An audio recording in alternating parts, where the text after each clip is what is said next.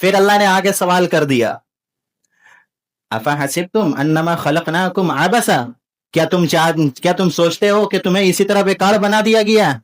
نہیں، فَإِلَيْنَا رَاجِعُونَ، کہ تم کو لوٹ کے تو کہاں آنا ہے؟ ہمارے ہی پاس آنا ہے۔ تمہیں بیکار پیدا نہیں کیا گیا دنیا میں، دنیا کے اندر ایک مقصد کو لے کر کے پیدا کیا گیا، دنیا کے اندر ایک مقصد کو بھیج کر بنانا کا مقصد بھی ہے تو بتا دیا اللہ نے کہ تمہیں دنیا کے اندر جو بھیجا جا رہا ہے اس لیے نہیں اپنے خاندان کو بڑھاؤ، اپنے مال و دولت کو بڑھاؤ، اپنے تجارت کو بڑھاؤ، اپنے اعمال کو چھوڑ کر کے، اللہ کے احکام کو چھوڑ کر کے نہیں میرے بھائیوں، تمام چیز کو گزارو، تمام کو ساتھ میں لے کر کے چلو، اس لیے تمام کو ساتھ میں کرتے کرتے اللہ کی بھی تو تمہیں ماننی ہوگی، کیونکہ اللہ نے قرآن میں فرما دیا کہ دنیا کے اندر جا کر کے تم اللہ کو بھول گئے تو یاد رکھنا ومن اعرض عن ذکری فإن له معیشۃ، کہ تم نے اگر اللہ کے احکام سے روگردانی کی، اللہ کے احکام سے اپنا منہ موڑا، اللہ رب العزت تمہاری دنیاوی زندگی کو تنگ کر دے گا، ونحشرہ یوم القیامۃ اعمی، اور قیامت میں اندھا اٹھائے گا۔